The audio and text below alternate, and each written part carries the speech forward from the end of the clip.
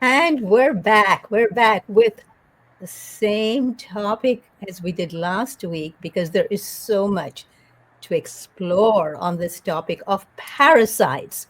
Why? Because it affects every single one of us. No one is immune.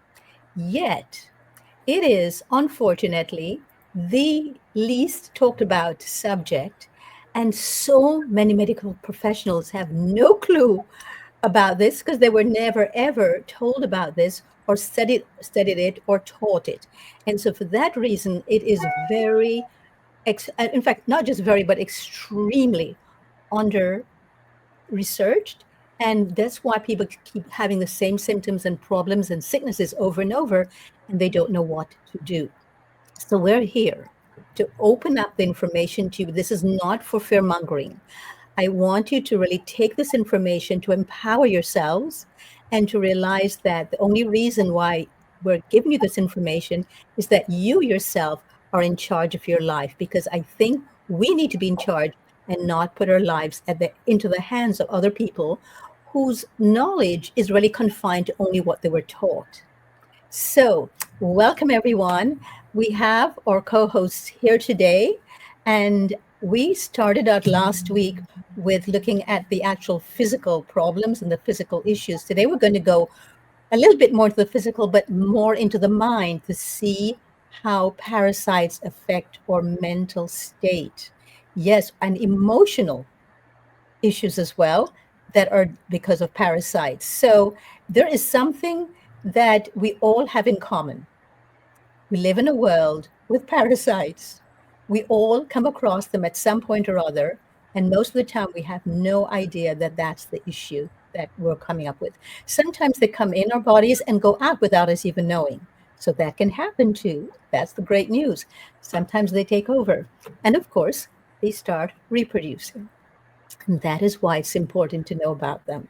So I would like to ask one of our co hosts, either Blythe or Sabina, to let us know what it is that they themselves have either experienced, or what do they see as the connection between parasites and our mental state. And I'm going to be bringing some other stuff up for you to look at as well. So just a quick review for me from last week, please. I'll go right ahead. Hi, thank you so much for opening up this topic. I'm learning so much. Something that comes to mind for me is when I think about our microbiome. And I know that, when we eat, sugars, let's say if we're in a habit of eating sugars every day, then our microbiome changes to reflect that, and then they begin to make us crave that. We create a microbiome that then wants that food that we shouldn't be eating.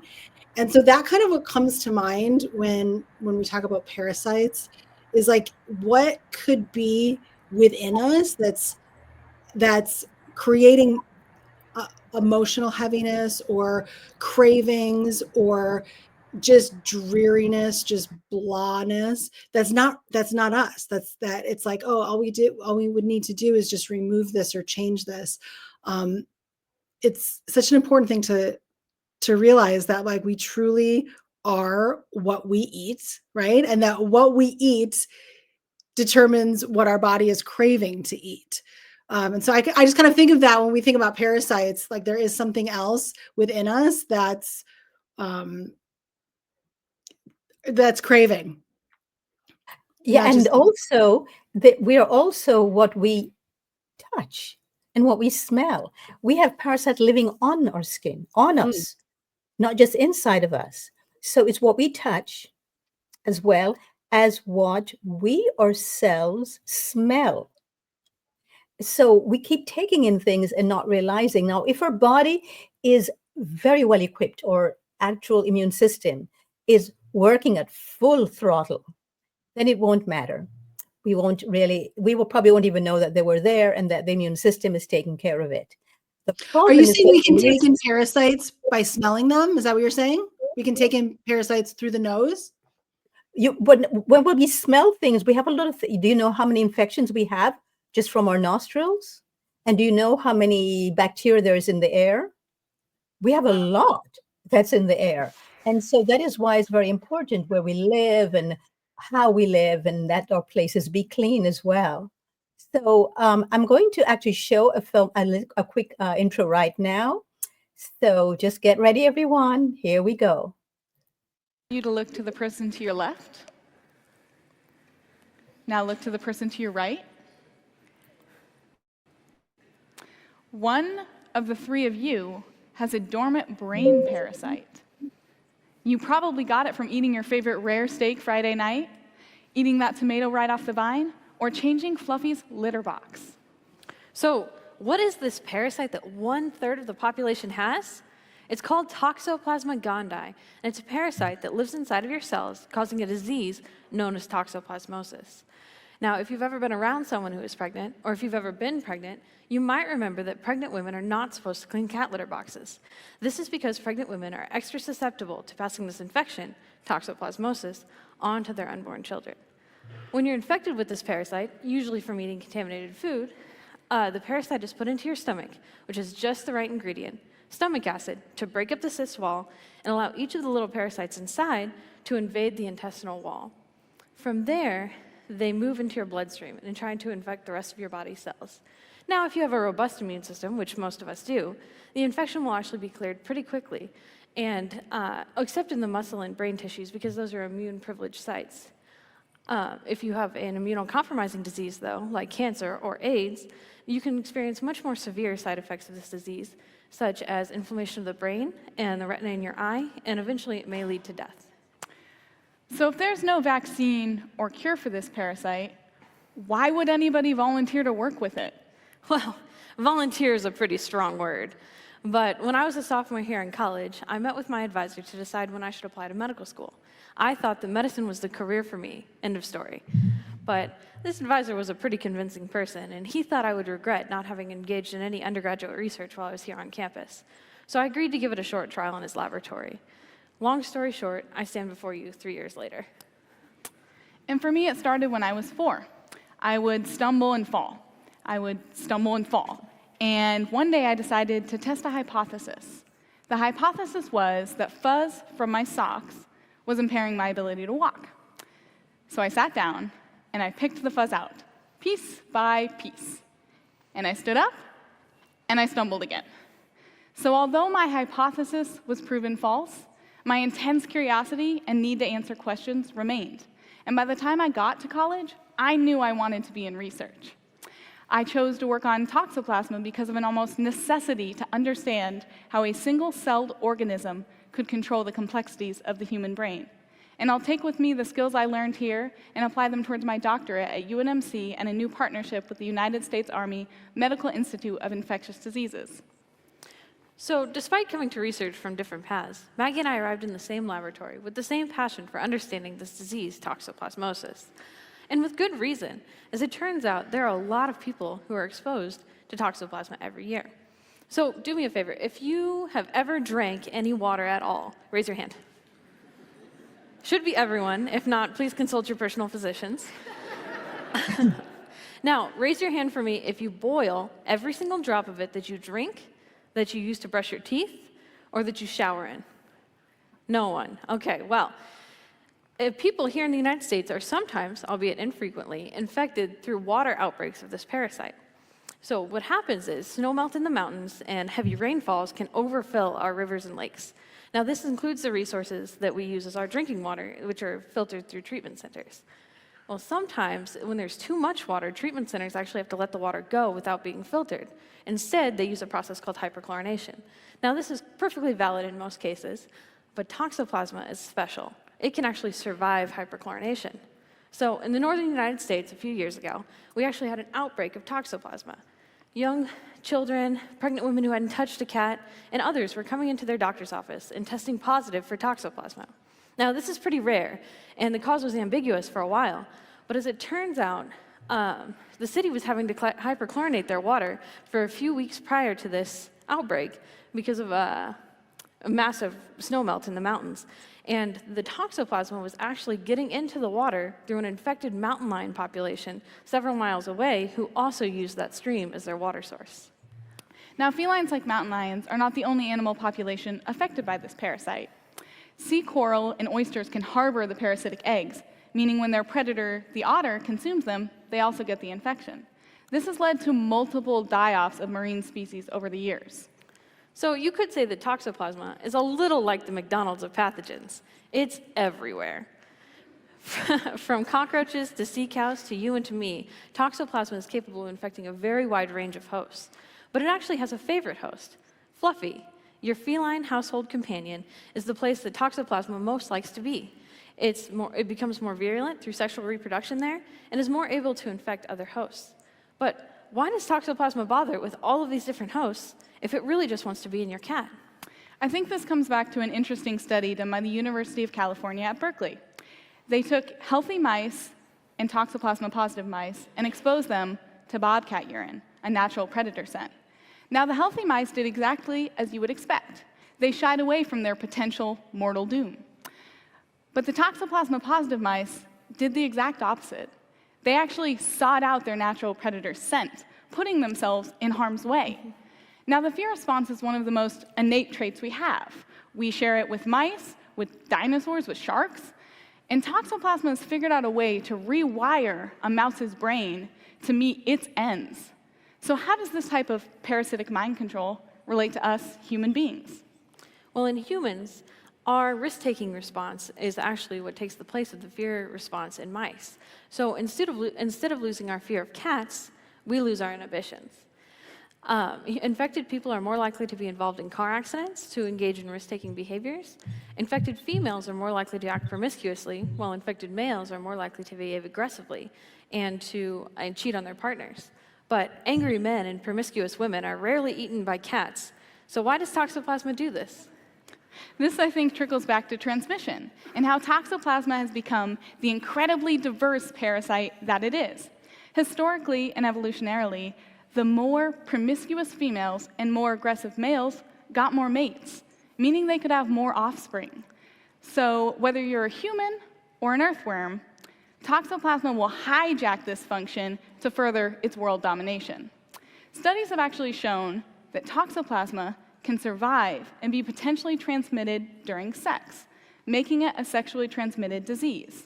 That's now 4 ways you can get this pathogen: orally, blood, mother to baby, and sexually. But this isn't just a one-way street. As much as Toxoplasma affects us when we're infected, we also affect them. Our immune system is one of the most dynamic and responsive forces in the world, pushing Toxoplasma to the limits of its ability to adapt. In fact, it's been said that Toxoplasma has become what it is simply because of our own immune systems. Speaking of the immune system, Toxoplasma has some pretty cool ways to both evade and manipulate it. As the parasite multiplies in our bodies, it sheds pieces of itself that our immune cells can recognize as not being from us. It then begins the beautiful process of mass-producing cells capable of taking care of Toxoplasma. However, for that 1/3 of us in here that's infected, Toxoplasma realized we were onto it, and it began tucking itself away in our muscles and in our brains, as Maddie mentioned earlier. Now, the muscle cysts can often be reached and eradicated, but the brain is an immune-privileged site, and that means that our immune cells have trouble getting there. So if we could harness the immune system's capabilities to take care of this infection before it ever got to the brain, we could decrease the worldwide burden quite rapidly. We could vaccinate livestock so we can prevent infection in our food sources. We could vaccinate women who want to become pregnant before they do to ameliorate their chances of miscarriage and birth defects associated with this pathogen. And we could, of course, vaccinate your household cat, Fluffy, to prevent infection in your home. But what about the 1/3 of us who are already infected? If a vaccine were to be developed today, it would still take a generation or 2 to really reduce the number of people who have this disease. And if I have an active Toxoplasma infection right now, I will still have it when I'm 80 years old, vaccinated or not. So what we need to do is to develop drugs that are capable of clearing the brain and muscle cysts from our body. Okay, so regarding this, there are many other things you can do as well. You can strengthen your immune system. That is the only real way to go. And also to be alert and not to live in fear of this, because fear will only create more havoc for the immune system. So we're not telling you here that you need to go and actually go out and make sure that every time you're out, you're terrified, you're afraid. Every time you see a cat, you run away from it. This is not about fear-mongering. This is just information to empower you so that you know exactly what it is going on around you, inside of you. And when you do not feel well, you have the authority and the information you need. When a medical professional tells you, I've done everything, there's nothing else I can do. So then you know, oh, let me have a look and see about this. Let me see what's going on here. So having said that, you were pregnant and you had 2 children, Blythe and Sabina. You also had the same experience. How was the medical profession telling you to stay away from cat litter? Did they tell you that, or how did they broach this topic with you, if at all? Not for me at all. Go ahead. In fairness, I didn't see a doctor for my first pregnancy until 37 weeks, and there's only 39 weeks because I had a midwife and I was going to have a home birth.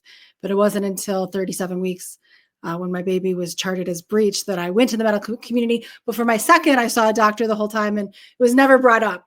I just did my own research to know like what to stay away from and, don't eat lunch meat, which I wouldn't anyway, whatever, but don't drink coffee. But I actually didn't hear, I've never heard that about the cats or cat litter until this show right here. So thank you for that information. Yeah, there are many, unfortunately, way too many medical professionals who do not know about this and therefore do not tell people. How about you, Sabina? Yes, in my case, same here. I had a midwife and I have not been to the doctor in more than 20 years. So no one has informed me about parasites. And I actually started my health journey very young when I was 19. And since then, doing a lot of cleansing, water fasting, and eating as clean as possible and staying away from fear, as you said, Dorit, because when we live in fear, it dysregulates our nervous system. When the nervous system is dysregulated, it creates a lot of stagnation in the body and it creates an acidic condition. And that's the perfect breeding ground for actually all kinds of things to grow and to form. It's the perfect breeding ground for parasites. So a really big piece is to not live in fear. Yes, we have to be informed, but at the same time, it's about learning to trust in life, trusting that we're guided, we're supported, we're protected. And from such a place, your life will be very different. Thank you. And that's the whole purpose of this information that is being given you today, is just to give you the knowledge to make you more powerful and to make sure that you know about these things. So if you should come across some problems with your health or your mind, you hear about the mental problems that can cause. Did you hear what they were saying? I have always, from my entire life, even when I was a teenager, instinctively thought that when people are acting in the most vicious ways possible, when it's chronic, and when they're addicted to alcohol, that there's got to be parasites involved. That has got to be their lifestyle. Of course, because I was a teenager, I was thought to be nuts. It turns out I was spot on. Our instinct knows this. Ahead of your time, right? Yeah, that's the only problem. Yeah, I was too with yoga and everything else I was. But the most important part of this is that you have the ability, if you have parasites on your own, to simply build your immune system and let it take care of it. That is the best thing to do. And why is that? You heard from the 2 researchers. They said, if you have this worm, you're going to have it way into your 80s and until you die. Not really true. That's from their research, looking at medical stuff. But when you change your entire lifestyle, and this is for people who have the mainstream lifestyle, but when you change your lifestyle, you do things like Sabina does, which is like fasting and taking care of your body for a long time, and your immune system then responds, and it can take care of many things you don't even know you had the parasites at all. So I'm going to bring on another research that was done, because we're going to go today into the parasitic mind and show you how it influences our brain, our thoughts, and our emotion.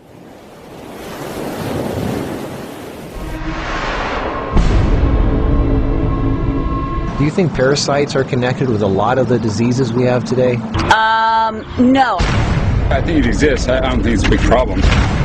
Are you interested in knowing what parasites do to you? Probably, yeah. Probably not for me. I'll be honest, it doesn't really interest me. There's tons of people that have parasites and don't even know it. It's a very big issue. At the beginning, I didn't believe that I had parasites. People need to cleanse more often. I did.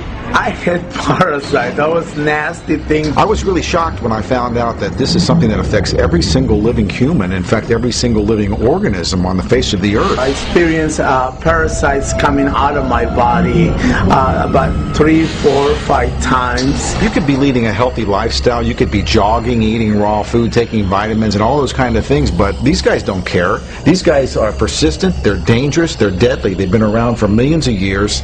They know what they're doing, and they're inside of all of us, and we're constantly being exposed to this. There's definitely a problem with it. There's a war going on. It's going on inside every one of us, and this is something that we all need to take very seriously. This is not science fiction. This is scary, it's real, and it's serious. Monsters living inside us that eat our bodies and control our emotions, urges, and thoughts. A Discover magazine feature article said that every living thing has at least one parasite that lives inside of it, and humans have far more. This silent issue is so important, former President Jimmy Carter is putting intensive efforts into increasing global awareness of this serious issue. As a colon hydrotherapist for approximately 21 years now, you wouldn't believe what I see coming out of people's bodies. This is not just a third world country thing. Everybody has them. Even normal people with lots of money living in suburbia who take showers 3 times a day. If you eat sushi, you have parasites. 1 square inch of raw sushi meat can contain 10,000 parasite larvae and eggs that begin hatching inside you the minute you eat it. The most common kind is tapeworms, which can grow to 60 feet long and live in your intestines for decades. When I have clients that absolutely love sushi, I find that they have an inordinate amount of that particular problem of like clusters of parasites. If you have pets, you are guaranteed to have parasites. It doesn't matter if you're vegetarian, raw foodist, vegan, or macrobiotic. Even the healthiest and richest people on earth have parasites. You can't kill them all, only control them, because our bodies have trillions of cells which rely on helpful bacteria like probiotics to work right. If we kill all the organisms in our body, we kill ourselves. The secret is to keep the bad guys to a minimum. Make our bodies so healthy and clean, the undesirable guests won't want to stick around. Don't feed them the junk food they love. Sweet stuff, bread, alcohol, rice, pasta, milk, cookies, crackers, cereal, meat, cheese, cooked foods, refined carbohydrates, soft drinks, commercial fruit juices, junk foods. They love the food you love and hate the food you hate. Even letting yourself become run down energetically allows them to get stronger. So who's winning, you or them? There are hundreds of thousands of types of parasites, ranging from huge worms to the single-celled amoebas that can cross the blood-brain barrier and begin digesting your brain and other organs like your liver, heart, and kidneys. They are silent. They move very slowly so you don't feel them or know they're there. That's how they want it. If you don't know they're there, then you won't do anything about it. They are smart. Parasites are living alien creatures who live off of others. They eat your food. They poop their waste inside you, making your blood, lymph, and tissues toxic. We are living in their sewage. Did you know 1/3 of your poop isn't even yours? It's waste that's been pooped out by parasites. You think you're clean? Think again. Everyone has parasites. They're everywhere. It's almost impossible not to come in contact with them. They are in the air. You can breathe them in. A single handshake can transfer over 500,000 organisms. Anything other people touch, shopping carts, door handles, toilet seats, doorknobs, signature pens, daycare centers, diaper changes, and pets, which pick up tiny unseen organisms from the ground they walk on, carpeting, grass, dirt, lawns, especially grass and lawns that have been used for defecating. Animals lick their butt and then lick their fur, and then you pet that fur, absorbing parasites directly into your skin, while others wait for you to put your hand near your face, where they enter through the nose, mouth, and eyes. They eat your food and use your body as a breeding ground, sucking you dry of nutrition, energy, and life force. Some worms can lay millions of eggs a day. If you break apart a tapeworm, the broken part can regrow into another worm. Common signs of parasites are you're tired a lot, sleeping problems, constant itching, weakness, headaches, lack of appetite, or hungry all the time, especially for sweet foods and carbs, flu-like symptoms, depression, skin problems, acne, arthritis, joint pains, eczema, dermatitis, sinus problems, breathing and lung problems like pneumonia, then uncontrollable coughing, lumps under the skin, cysts, diarrhea and constipation, sometimes alternating back and forth, mucus in your stool, irritable irritable bowel syndrome, stomach aches, cramps, digestion problems, nausea, overly dry lips, vision and eye problems, gas, bloating. Parasites can burrow into your brain and cause nerve damage and eye problems. They can multiply so much in your gut what you think is fat may in fact be entire nests of parasites. They can clog up your digestive tract so much no food can get through, making you constipated. They love to live in your stomach and intestines because that's where all the food goes, and you feed them every day. As a matter of fact, it's said that almost every health condition known can be connected with parasites in some way. I've seen actual tapeworms come out of a person. It looked like flat, long spaghetti strands. 2 of them. A 40-foot tapeworm can have 3,000 to 4,000 segments, each one of which can grow into its own piece. It can lay over 1 million eggs a day. If you are skinny and have trouble gaining weight, or have ever had a dog lick your face, if you have abdominal cramping or appendix pains, or liver, gallbladder, pancreas issues, or lung problems, you might very well be host to 1 or more huge tapeworms. Pinworms. If you have sleeping problems, itchy butt, joint pain, or female problems, those are common pinworm symptoms. Whipworms are a type of roundworm that secretes a digestive fluid that liquefies your colon wall so they can eat it. Over 1 billion people have whipworms. Roundworms look like fat spaghetti and are one of the most common human infections. One roundworm can lay 2 million eggs per day, and they can live for years. They hatch in your colon, then penetrate the intestinal wall, enter the bloodstream and lymph system, and then make their way to the liver, heart, and eventually the lungs, where they grow to 2 inches long, pass through the air sacs into the throat, causing uncontrollable coughing, where they are swallowed so they can go back down in the intestines, where they lay more eggs and start the whole thing all over again. Roundworms cause pneumonia-like symptoms, breathing problems, chest tightness, asthma, heart problems, fluid retention, mucus in the lungs, nagging cough, digestive problems, stomach pains, cramping, nausea, bloating, malnutrition, protruding stomach, and intestinal blockages.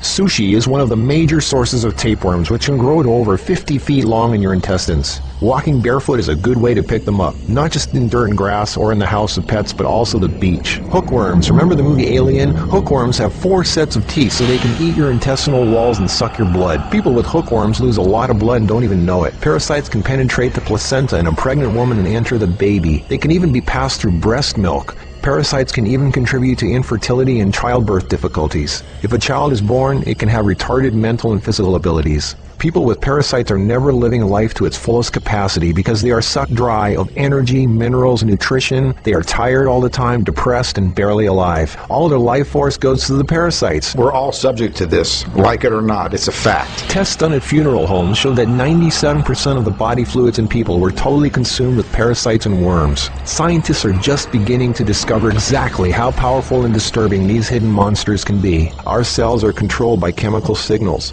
Parasites emit a chemical that directly affects our behavior, thoughts, decisions, and urges. Think about that. Something inside us that's not us, causing us to make unsafe decisions, so we eat, drink, and do things that benefit the parasite, including physical contact with other people so the parasite can spread. Why do we eat foods and do things we know are bad for us? Why is this so hard to resist? They look like snakes. Even the Book of the Essenes refers to the parasite as Satan, the serpent living inside us, tempting us, ruining our health, breaking apart our relationships, and ruining our lives. Throughout all of history, they've been warning us. Think about it. From the very beginning, Adam and Eve were tempted by the serpent. What's really creepy is the thought there's a serpent within each of us, tempting us to do things we really shouldn't. In this engraving from the 1500s, we can see Adam and Eve feeding the serpent, the parasite. To many, true health and being in a loving monogamous relationship is paradise, and feeding the serpent exiles you from paradise. Everything is more connected than you think. What you eat, who and what you touch, your health, your moods, your relationships, everything. What can you do about it? Start by doing the right thing. Don't give in to temptation. Clean your environment and your body. Stop eating foods that feed parasites. Do a serious 3-month parasite cleanse.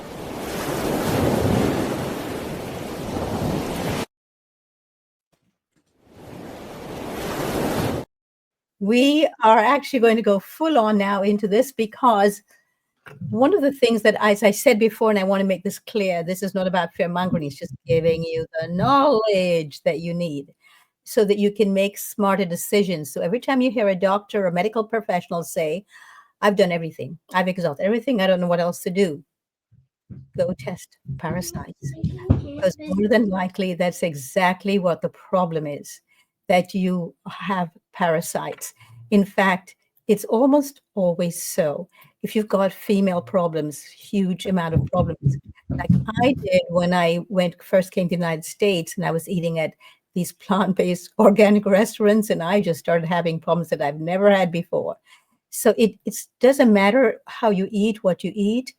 And by the way, Ronnie Skura, who is in this video with the bottles of parasites behind him, he will be on the show in a little while, in a few weeks. And we're going to be going a little bit more into details, not specifically on parasites, but in other realms of health and wellness as well. So this is just being given to you so that you have an idea what is going on and what you can do about it. And there's lots and lots and lots that you can do. So I'm going to give this over to both Blythe and Sabina, and then I'm going to put up some stuff on the screen of how you can test for this. Blythe or Sabina? That was really hard to watch. I gotta say, was it hard for anyone else to watch? I was like, oh, wow. Wow. Well, if it doesn't matter how you eat, like it does, because you're saying like if our immune system is stronger, then then our body extracts worms or just bacteria. Like I am unclear of how worms can remain inside the body and stay inside the body, and then how building the immune system helps extract that. So that's a question. And then I wanted to ask Sabina first. I wanted to say, Sabina, thank you so much for what you said before. I really appreciated it. I love that you said trust life. That is so beautiful, and such an important thing for all of us to remember. I wanted to ask you, with your water fasting, how long have you done water fasting, and do you see that as being like a really great way to get rid of parasites? Yes, thank you so much for the question, Blythe. And in my case, I actually had Lyme disease 8 years ago, and that was really the starting point. I used to do water fasting once a year, and then after I received Lyme disease, I was like, how can a healthy person like me have Lyme disease? And then I realized, doing a cleanse or a fast like once a year is simply not enough, especially with all that we're exposed to. And that made me go on a journey where I fasted 300 days over 6 years. That means I committed every month to do 5 days on water only. And that was a big turning point in my life. It actually got me to a whole different new level of health, which I didn't even know existed. I thought I had good health, but that got me to the next level, and especially also on an emotional level. Because when we fast, all the emotions are stored in the cells. When we cleanse, these emotions come to the surface. And that is actually the perfect time to look at them, because usually when we face emotions, we suppress them through food. That is the the drug that is actually legal, that is, everyone is doing it, and it doesn't even, it's not even mentioned it's a drug or it's an addiction. It's actually normal to eat food, especially sugary food, sweet food, processed food. So when we fast, we cannot suppress these emotions any longer with the food. So these emotions come up, and then they can be looked at and held in a space of love. And love is the ultimate alchemical elixir, which transmutes everything. So fasting is not just a way to heal the body and cleanse the body. It's also having these emotions looked at, held in love, and transmuted. And that's how these emotions start to dissolve and have less power over us. And that's when addictions get less, cravings get less. So fasting is a great way to reset the body and to upgrade everything. And then, the key is after fast to keep your diet as clean as possible. As we saw in the movie, this is all the foods you don't want to eat. And some of these foods are extremely addictive to people. But when we cleanse, it changes our palate. It changes, actually, our cravings get less. And, our palate, it doesn't no longer crave so, especially if you do it on a regular basis, you don't crave so much the potato chips or the pizza. Somehow it's not attractive. You're more looking for an orange or a mango. It's just, it changes over time. That's what I noticed after cleansing over 6 years. All my body wanted after a fast is just having fruit. I had no desire for anything salty or anything processed or anything very heavy. So that is the way to, to transition, because most people can't just go from a regular standard diet to eating clean. It's often hard to do. So fasting will help. It's an accelerator to go on a cleaner diet, because your body. Do you do 5 consecutive days every month, like the first week or the last week? Every month, 5 days over 6 years. It was like a monthly ritual I did for 6 years. And I was able to heal a lot of trauma. All my trauma from childhood came up. That was actually the perfect time to really look, how can I love myself so deeply with the shame, with the guilt, all the stuff that came up. So it was a huge spiritual healing, emotional healing, beyond even the physical. That's really beautiful. Is it challenging for you to do just water fast? Like, are you feeling hungry? Do you feel tired at all during that process? It all depends. I had fast that was super easy. There was like just no desire for food and felt really good energy. I also had fast. I was lying in bed basically for several days and felt so weak and had all kinds of pains in my body, back pain and just nausea and dizziness. So it really depends. But in general, it's not easy. If you've never done it before, the first few days will be challenging because you're moving from eating to non-eating, and your body says, "Hey, where's the food? Where is it?" So it starts withdrawal symptoms are kicking in. You start really craving it, and that's where it's like more than anything, it's a mental game. It's mindset. Telling yourself, "No, I'm choosing to fast. I'm choosing to cleanse my body. I'm choosing purification." And making this an act of love, making it a devotion instead of seeing you depriving yourself. And that's where we have to become very strong mentally and say, I'm not choosing to eat. Even I feel really shitty right now. I feel so weak, but I'm not choosing to eat because that's my commitment to myself. So it's really a mental game and requires discipline and deep commitment to yourself. Yes, and wait a second, Blythe, you're not on, you're muted. So just a second.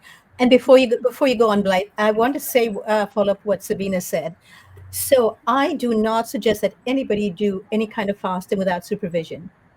Very important, unless you're used to it. For example, every Saturday I fast. Every Saturday. So my body is used to it. I am used to it. My emotions are used to it. My temperament loves it, looks forward to it. It's a day of release, of not having to go into the kitchen. As a professional chef, it's the most amazing feeling, which is why I'm not able to go to your book signing this Saturday, because on Saturdays I have a day of fasting from everything, including digital stuff, including speaking. I do not speak at all. I do not do anything at all that will deter or prevent me from being with myself. I love that. And hear and feel and see all the stuff that I might not wish to feel, hear, think, nor see. That's how healing happens, is when we meet ourselves at the very places in our lives that have been hidden from us all the time by all of the different things we do to detract from knowing ourselves, which is why I do not recommend mainstream anything. And so that is also why I stop also from everything digital. And as much as I would love to go to and I was looking forward to going to your book signing this week, and I thought it was Sunday. So the fact that it's Saturday, I make no exceptions for anyone because it's the one day that I hold sacred for myself. And that's the one day where I meet my own death. And I love, and I'm not just okay with it, but I look forward to it when it happens. Really, that is beautiful. Yeah, I just want to say thank you for saying that, Dorit. And yes, I do not recommend anyone who never fasted to jump into a 3-day or 5-day water fast. I actually recommend you start with the juice cleanse. Anyone can juice. It's basically just being on a liquid diet, but you're still getting the nutrients. You still have energy. You can still function optimally. So you start there. And once you're familiar, maybe start one day, do a 24-hour fast. And then slowly, you increase. And the best way is actually do a supervised fast with someone who has fasted before in a group setting. That would be the best experience. So you actually have, because there are questions coming up during the fast, you have someone you can reach out to for guidance. So ideally, you want to be supervised by someone who has done that many times, and in a group setting with others where you can actually share and see what others are going through. Yeah, you get the camaraderie of it all. Do both of you lead group fasts? Do both of you do that in your businesses? Lead group Yes, fasts? I lead a fast every other month. Oh, cool. That's very cool. So amazing for you to see people going through that process. I have a 30-day challenge that I put people on. And for the 30 days, they simply reduce slightly what they've been eating, slightly and a little bit. By the end of the 30 days, they don't even miss what they were eating before. Mm-hmm. And then if they wish to work with me afterwards on doing, the first cleanse I always do is a parasite cleanse. But before the parasite cleanse, I'm talking about a big cleanse. Before the parasite cleanse, I always open up all the eliminator channels, because if you go on a parasite cleanse or even a fast without opening up the 5 eliminatory channels, you're going to be in a problem, because if they're blocked, all you're doing is you're giving energy to what's eating you. Wow. And the reason why Sabina said that all this stuff comes up for her and all this emotional stuff from before is because as these parasites leave the body, whoa, here you come. You start meeting yourself. Because all your cravings and all the stuff you've been thinking and feeling about had nothing to do with you. These parasites were eating your brain cells and eating your nervous system. And they're in every part of our body. They're even in our eyes. I worked with a client last year where she kept saying, I've got this thing jumping in and out of my eyes. It's right here. And so I told her, you probably have parasites. She wanted to do a cleanse right away. And I said, no, we have to open up all the eliminatory channels first. So it took a while. So anywhere from when you do them regularly, I'm on a parasite cleanse right now. This is the time of year when I do it. But I do it twice a year, just to be sure, because in the summer, I do the end of summer and just before going into summer, because I have a fruit-based diet. And I get a lot of fruits from abroad and straight from the farm. And although I do wash it and whatnot, when I buy my fruits, like yesterday, I went to buy a lot of citrus because it's citrus season. But do you see this? Can you see there's a little opening here? Mm-hmm. So yesterday I noticed they had huge openings, like big ones. This is the smallest ones that I could come about. I always test them to see if there's any little guest going in before, because if they're going in, I'm probably if I don't see them, even they could have laid their eggs there already. And I might be taking that into my body. So that is the reason why I do that. It's a prevention. So when you've done this often enough, then you can do it just as much as 6 weeks. If you're doing it often enough and your whole lifestyle is a cleaner lifestyle. Like, for example, in the first video you saw, they were talking about the water. Do you boil your water? You don't have to boil your water. I have filters in the kitchen. I have filters in my shower. I have filters where I wash my hands, where I brush my teeth. You don't have to boil the water. You can also use filtration. There are specific filtrations that you get that do remove them. So, and it also removes the chlorine and the fluoride, which also is very harmful to us, even although the chlorine was originally made to stop the protozoa from being in the water. You don't have to go there. There are other ways as well. Dorit, in your book, in your new book coming out, Being Healthy, do you talk about different filters? Like, is that mentioned anywhere in your book about water filters?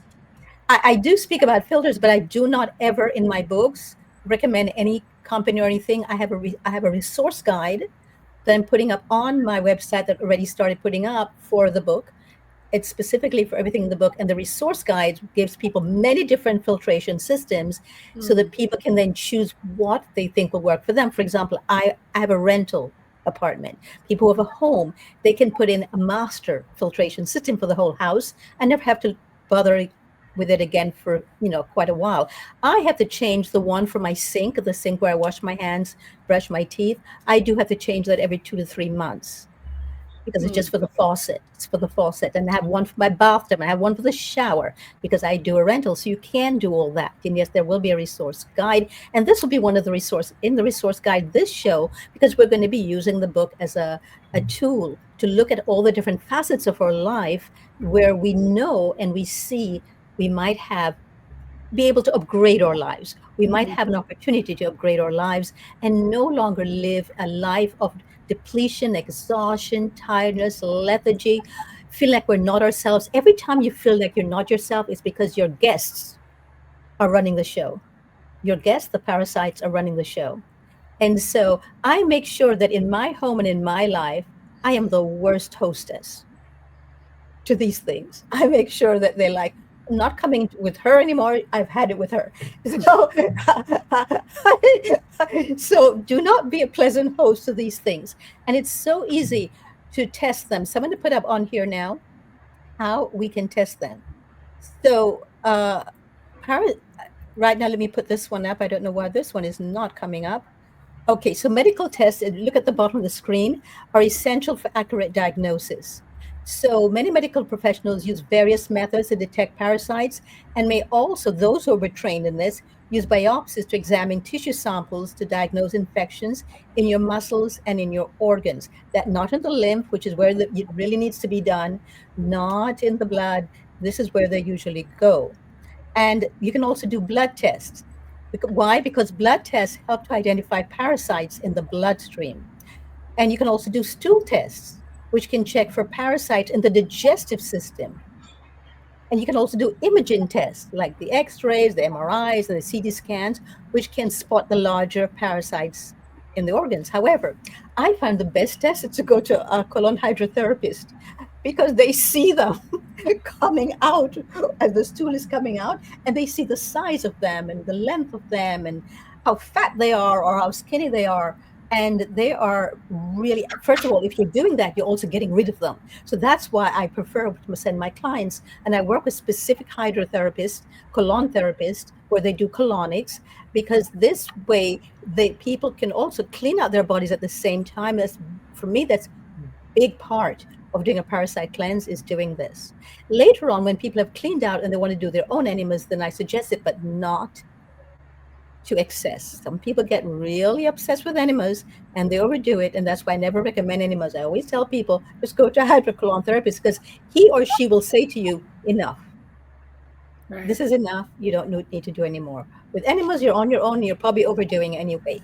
So that is why. Also, they massage you, and I go to the ones where you have they put on essential oils, or I bring my own essential oils for myself. So there are many things you can do. One of the things that I also do very often, but not always, is I wear certain clothing so as not to entice them. For example, this hat is a Faraday hat, and this prevents electromagnetic field from going into my brain on purpose, because with electromagnetic fields, it weakens you tremendously. And if you're that weakened, what's going to happen is that you'll end up being susceptible to these wonderful guests. Very important to do things like that. So when I know I'm going to be in front of the computer for a long time, or when I'm driving, because I have an electric car, when I drive the car, I always wear this Faraday hat on purpose. Welcome, Grant. So wonderful to have you with us. How wonderful to see you. How are you? Lovely to see you too, Dorit, and everybody else. Yeah, I'm well. Well, let us know how you are. Yeah, I'm on. Oh, I'm doing great. It's a lovely day here. We got through the cyclone, and the grass is very wet. Oh, that's right. Also, you're in Australia. You did have a cyclone. I forgot about that. Indeed, we did. Yeah. So it rained Wow, a lot. everybody's okay? It really rained a lot. The garden didn't like it at all. Did it destroy the garden or bits and pieces of it, Grant? It tried to blow the okra over, but the okra was resilient. But just things like flowers got so there's no cucumbers being produced. A lot of kind of like lettuce leaves kind of became kind of a bit translucent around the outside from just so much rain. Yeah, wow. for days it just rained. Oh, so it was just rain, no wind. Not the winds knocked the flowers out, but wasn't enough. Where we are, the wind wasn't so terrible. That kind of happened before. Really, like a cyclone really is all about like strong winds happen, usually not for a crazy long time, and then and then it rains for days. and then here the Great Dividing Range, the rain lands up there, but then it takes another couple of days before the floods happen, because it all runs down off the mountains down to the coastline, and then people have the flooding where all the people live. So we're finishing up today about doing the mental aspect of it, and I know that you wanted us to speak about the mental aspect of being host to parasites. So I'm just going to put this up for a quick second. But the medical tests are essential for the accurate diagnosis, but you have to go to a doctor who specializes in this, because like I said at the beginning, most medical professions do not know anything about this. But Grant, can you tell us something about the aspect of parasites running the mind? And there's a movie that I really, really, really like, and most of you might have seen it. It's actually a movie called Parasites. It's from South Korea. Have you seen it? Anybody? Oh yeah, it's a wonderful movie. Watched it several times. Yeah, it's a South Korean dark comedy thriller. I'm not surprised you watched it several times. Highly recommend it to you, because it shows us human beings as being parasites. And I always think when human beings become parasites, because they're overly crowded with parasites in their bodies. So they're running the show. I really do think so. So this actual movie was directed by Bong Joon-ho, and he's known for his distinctive storytelling and unique style. And he won the Best Picture Oscar in 2020. So it's really interesting that the transition between having parasites and becoming one in society, for me, it's very interesting seeing that total merging of us becoming the parasites. And I think whenever you say to somebody, oh, you're just a parasite, or he's so parasitic, just remember that person might not be acting on their own. So I always have a little bit of sympathy for them and empathy for them, because they don't even know that it's not them being that way. And and they're usually very miserable, because they don't know why they're acting this way most of the time. They just do it, and then they're not happy with themselves, and they're not happy with us. They're not happy with anything. And that is because they're infested with parasites. This is why we're doing this show, and we're doing 2 of it. And we're going to come back at it when I do my next parasite cleanse again, my second one for the year that I always do, just from a different perspective that time. And I'm going to have some guests on as well, because it is such an important topic. And I'm so glad that our co-hosts were open to doing this, because this is something that scares people a lot. They don't want to know about it. They don't want to talk about it. And I see you're back, Blythe, and here comes Pete. So Pete, hi and welcome. Hi. Welcome. Come on in. Yeah, can you hear me okay? Yes, we're fine. Go right ahead, Pete. Come on in and let us know, what has your experience been with parasites? Oh, okay. So we're on. Okay. Are we on? Yes, you are on, Pete. Okay. Absolutely. Go right ahead, please. Apologize. Everybody turn off their mic, please. The time must be wrong here. My experience, 7 years on my journey of doing, let's just say, raw vegan living, I'm going to call it, rather than a diet. I used to suffer from notorious hay fever, literally hay fever. And after 3 years on this change of food, it had gone. But 7 years on my journey, I had the same symptoms. So I would be looking up the normal procedure, and it says take away dairy. It says many things, and all these things I wasn't doing. But I came across one thing, what was someone swore by a parasite cleanse. So I realized by that time I hadn't really done a proper parasite cleanse. I had used wormwood and clove and black walnut tinctures here and there. So I ventured on a parasite cleanse. I chose a certain parasite cleanse, and I had 2 friends who wanted to jump on with me. We started doing the protocol. It was, one, let's just say, intake of 1 mixture a day. I was implementing early saunas, raw food, keeping on the raw food juices, a certain protocol in terms of a smoothie, let's just say a kind of parasite cleanse smoothie. From what I remember, we would use pumpkin seeds, I think a bit of pineapple, coconut, and occasionally I might put clothing. Also, you got the pumpkin seeds as well. So after 3 days, my symptoms got worse. So I was going to stop it. I'm like, this isn't working. I'm going to just stop this. I happened to look back in my calendar, and I was shocked. I had never seen on all my journey of gallbladder, liver cleanses, whatever we choose to believe about them. I had never seen these parasites like they were. Literally, I had a kind of an 1.5 inch size ball, and they were all rolled up like elastic band and other threads. It sounds repulsive. As you can imagine, I could not believe it. So I carried on my protocol. I upped it, did an early morning, midday, and an evening, because I'm like, wow, I want these out. And I did that for 12 days. Through that period of time, on the 6th day, 5th, 6th day, all my symptoms went. I checked with friends, my son, who had originally asked me about if I knew anything, and they still had the occurring hay fever, the allergy. So mine, my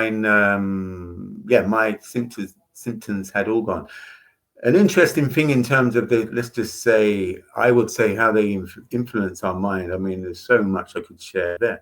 But 7th day of doing a coffee enema, I spilt the coffee over, and I thought, okay, let's end it there. And you get more connected, I get more connected. I see people get more connected once they clear out a little bit more to their more divine source, their sensory state. Whether I do dry fasting, juice fasting, and obviously on this parasite cleanse. So it spilt over, and I thought that was it. And then a little voice, okay, little.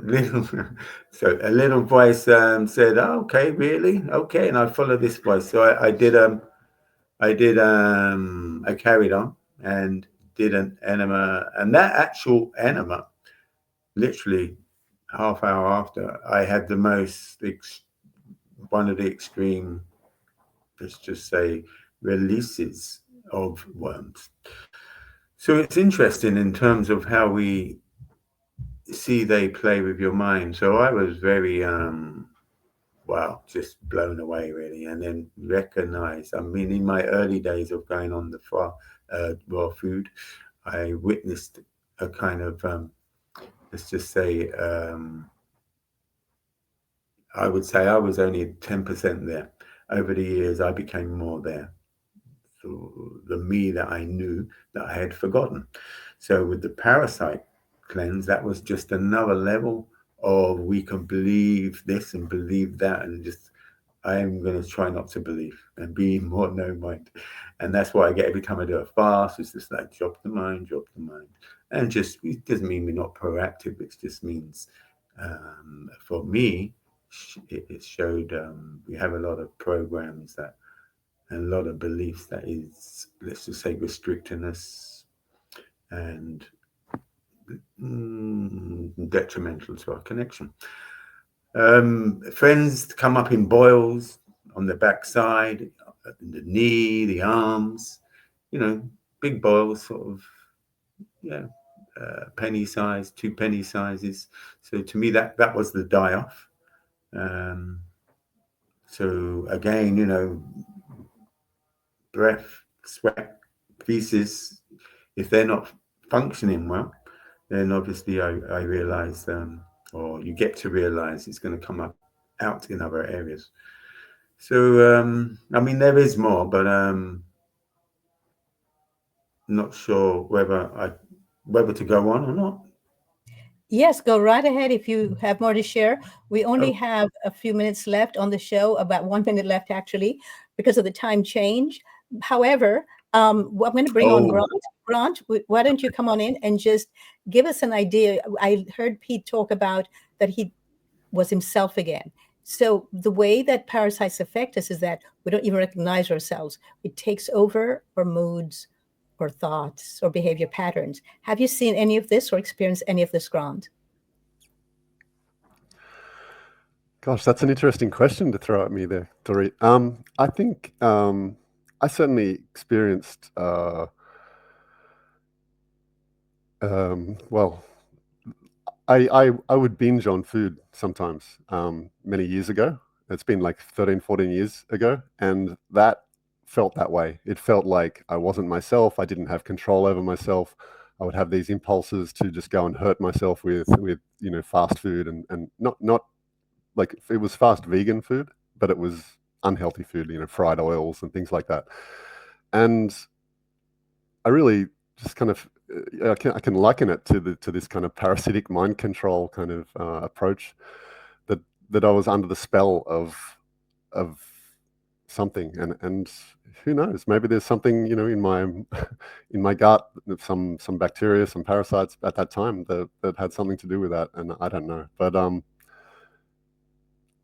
I was not myself, and it kind of I felt just the way you described, so. But I don't have that problem anymore, and it's been a long time since I've ever had a desire to harm myself with food. I think that's just a lot of personal development at that time that I was going through, and you get through it, and all is good. But I did do a water fast, and things got a lot clearer in my head after that. And again, there's other reasons why that would happen, from resting and going deep and being vulnerable in a vulnerable space and doing lots of personal development. But again, there's that question, like, were parasites involved? And it's one of those things you never know 100% maybe the answer, but I sure felt like I didn't have control over myself at those times, and I wasn't having clear, rational thought like I tend to have these days. So it's interesting times and interesting considerations. I try to just live healthfully as my way of looking after myself and not getting succumbing to parasites and gut problems. So I don't tend to have issues, even though I go to the tropics all the time and travel. Like more than 6 months of the year, I'll be in tropical areas, and I don't find myself getting any physical challenges that people typically relate to parasites. But I do eat just fresh fruits and vegetables as my diet. And I don't eat high fat, and I don't have refined things like oils, and I don't use even salt and things like that. So what I eat is very, very rich in nutrition and healthful kind of foods, in my opinion, and fruits and vegetables. And so I find that keeps me in check, along with enough sleep and just general good healthful housekeeping of my body. Keeps me in good shape. I stay fit, running ultra marathons and looking after myself that way. And yeah, life is good. Yes, and fitness is really important, especially outdoors. So if you look at animals in the wild, they come across parasites too, but they get rid of them. If you ever seen an animal prancing and being all jittery, it's because they themselves are trying to get rid of these parasites. Stallions, wild stallions, they run a lot. That's how they get rid of their parasites. This is why sequestering cows into this tight packed space, not to mention the chickens, crowded, tight packed spaces, they're full of parasites. And that's what you're eating when you're eating them. So they need to run and jump and play. And that's how they get rid of all of these parasites on their skin and trying to come into them. Very, very important. You'll see dogs being very frisky and doing that. Cats going on their backs against the floor and rubbing their backs like crazy. They're trying to get rid of parasites. Now, they might get rid of it on your carpet or on your sofa, and then you sit down, you touch the sofa with your hand, and then you go to wipe your nose or put your hand in your ears or your mouth or your eyes, and that's how you transfer it. So animals are made to be running wild outdoors. That is how they prosper and thrive. And then these parasites no longer become their guests. And for us too, we go running a lot outside, swim, jump, do rebounding, ski, skate, all the different things that we can do That's movement. It gets rid of them as well. Plus, it moves them out. They're not no longer blocking or lymph and or digestive system. So you were saying before, Grant, about maybe you had them in your guts, but you also can have them in your brain. That's why they affect our thoughts and our mental processes, because they take part in everything. And all of us, they are wonderful guests. They explore everywhere and everything. They do not look to see just one part they can, go to, and that they want to see all of you and they want to experience all of you. And so that's what they do, especially depending on what kind of parasite it is. So we're running over a little bit today because we had a change of time here in the United States on Sunday. And so we have two of our co-hosts, Pete from the UK, and we have Grant from Australia, and they didn't know about the time change. And I just presume that worldwide they knew about the time change, because before I lived in the United States, I knew about them. So I did not let them know, and I did not send them an alert, and I really regret that, because that's why they just came on. So, and that's why I'm focusing on them right now, because I want them to make sure that you can also have some say in this very important topic. We will come back to this topic another time because it's that important, but we're going to be moving on with other topics. And please make sure that you also write in the comments below if you have anything to share or if you have any questions. And we will get to that now as well. But Grant is an actual professional athlete, is an ultramarathon runner. And so, Grant, I believe because of your lifestyle, you're able to get away from these parasites or to get them out of your system much quicker and much easier. Also, I know that Pete, that you have your own, I think you built your own sauna. Is that correct, Pete? I have a sauna in the garden, so I do sauna and ice baths. So yeah, I mean, in relation to Grant and the energy moving inside and the vibration, interesting, there's frequencies and vibration that can do the same thing. So so keeping it moving. So I do have a sauna ice bath. So I was doing a lot at the time. So it was really interesting. I was quite freaked that I had them in me. But yes. So ice baths also will actually say bye-bye to them. They don't like that freezing cold. And if you live in a cold temperature in the winter, you notice that they're not around much in the winter. But if you're in a hot, humid climate, oh yes, they're there. And have you noticed that a lot of physicians of people who live in climates that are hot and humid, they'll send them to deserts like the United States, they'll send them to Arizona or Nevada and tell them a lot of people retire there because that's when they're able to get rid of the parasites, because in that climate they're not growing as fast or multiplying like they usually do in hot, humid climates. So they do need that. They need the right circumstances in order to prosper. So if you make yourself and your body very inhospitable to them, they'll just move on, which is what I do. I make myself extremely inhospitable to them as possible. So I don't even think about them. And like I said, we don't need to be fear-filled. We don't want to have fear-mongering be what guides us each day. We just need to be informed, knowledgeable, and live at the highest excellence that we possibly can. So I'm going to ask Blythe and Sabina to come back on and just, do you have anything that you would like to add to this? Just thank you for this discussion. I've learned a lot. I love Sabina's inspiration on 5 days a month doing a fast. I love like that framework, and I just appreciate everyone's comments. So thank you all. And thank you, Dorit. It's always a pleasure with you all. Thank you, Sabina. Yeah, I just want to add, like I said before, trust in life and take care of yourself. Self-care is self-love, and love yourself through this entire process. So no living in fear, and riding that frequency, that light frequency. Wonderful. And I want to go back to something that Pete said, because he has a sauna, and the perfect thing is to have the sauna and then go from there right into the ice bath. I do not do ice baths unless I'm at a spa, but on an everyday basis, I do cold showers. They do not like cold showers, so they're sticking on you if you got them on you from being outdoors. Absolutely, you ought to be doing cold showers.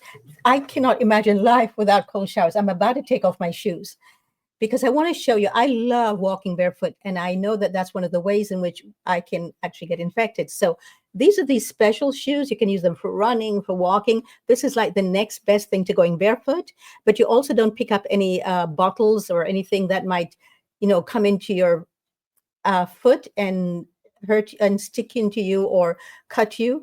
And they also prevent parasites from sticking onto you as well. So this is one of the things that I do, and I use them. I have a pair for at home as well because I like walking barefoot at home as well. And I do not bring my shoes from outdoors indoors, nor do I bring my coat or my jacket from outdoors indoors. I have it at the very front. I take them off and I leave them there, and I always clean that spot well. So there's many things that you can do, and it's just common sense, really. You don't have to be fair, have fear guide you. Just do it because it's part of taking care of oneself. And as Sabina said before, it's part of self-care. Self-care is actually the most loving thing that we can do for ourselves. And when we're loving to ourselves, then guess what? The parasites have no place to go, because where love is, destruction like that does not come around for long and does not stay around for long. So last things from both Pete and Grant, please.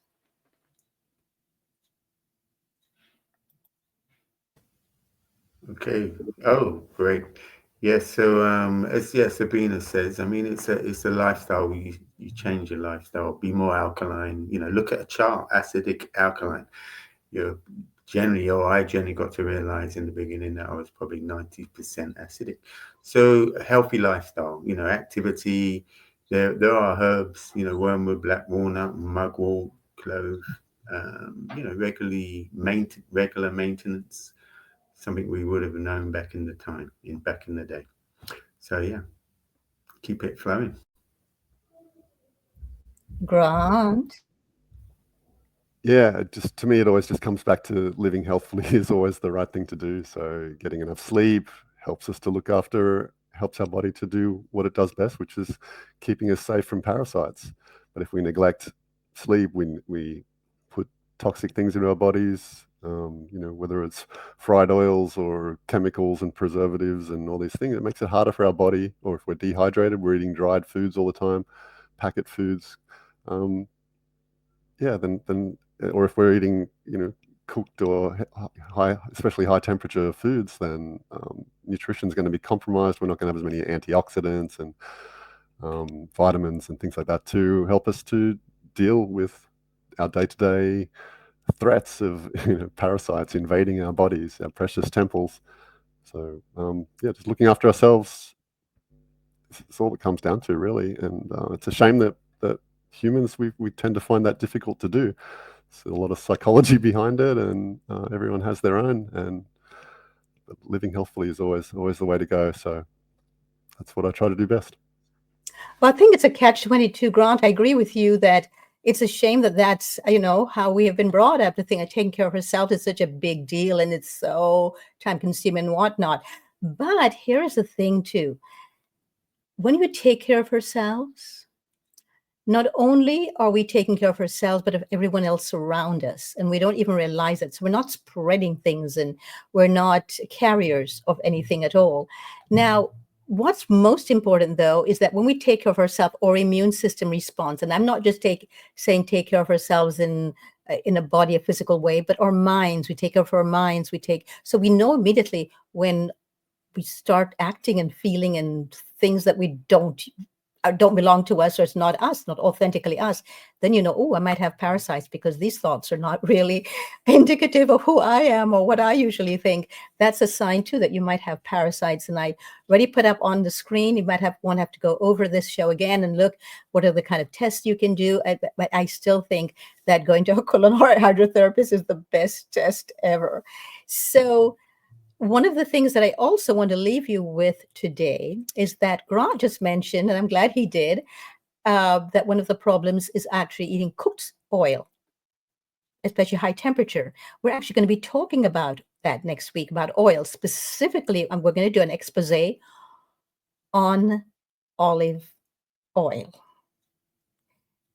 if most of you do not know it, most olive oil on the market, especially in the United States, and specifically from the very places that are best known for the most amazing olive oils, are fake. Or they are half olive oil and half extremely toxic things like rapeseed oil, known in the United States as canola oil, or one of the other seed oils. We're going to be talking about oils and seed oils and why they're so destructive to us. They actually are precursors for a parasite because they're that destructive to the human body and to our immune system, which is why I'm following this up with oils next week. We're going to be looking at oils in general and especially cooking oil. So please join us same time, same place. And when I say same time, the United States has changed its time. We're coming to you from the United States. And well, the show originates there. We have hosts from around the world. So please set your clock accordingly. Whatever time it is now, think of jumping ahead 1 hour. And you'll get the time that it is in the United States now. So just to end, Blythe, you have a book signing coming up this Saturday. This is your book, Dear Teenager. You are amazing. 5 keys to creating a life you love. And I believe it comes together with this journal. Blythe, can you tell us about this, please? Oh, sure. Yes, it actually comes with a workbook, which is something different. But yes, I wrote that book to speak to teens to really learn how to create a life that they love. The teenage suicide rate is up 54% in the last decade, and the CDC says that over 50% of our youth today are suffering with depression and anxiety. So I just really wanted to speak into the teenagers that they are amazing. You are amazing. You're a child of creation, and that we all are endowed with the ability to create a life we love. So no matter where we're starting from, we can create a life we love. So that's what the book is about, and it's my heart. So yeah, at Barnes & Noble at the Grove, Los Angeles, this Saturday from 3 to 5. I'll be there. Come say hi. Thank you, Dorit. Oops, you're muted, Dorit. At the Barnes & Noble store, thank you, 3 o'clock to 5 o'clock this Saturday afternoons. The Barnes & Noble store at the Grove. Come see Blythe. And I think you're going to be having some activities as well for the teenagers, aren't you, or for children? Oh, for Los Angeles. It's actually just a signing. It's not an event. It's actually just a signing, but I do have a workbook that's there that is full of activities for teens and their parents to step into their power. And you know, Blythe, one of the reasons that I'm convinced that one of the reasons why teenagers are so depressed and committing suicide, I think, has a lot to do with their lifestyle that they have been given and taught or inherited. And a lot of it has to do with parasites, eating them alive. The diets is just insane what people are eating. Yeah, I would absolutely agree with that. It's so important. Not just the diet, Blythe, the entire lifestyle. They don't go running like Grant anymore. They're not doing saunas and ice baths like Grant is.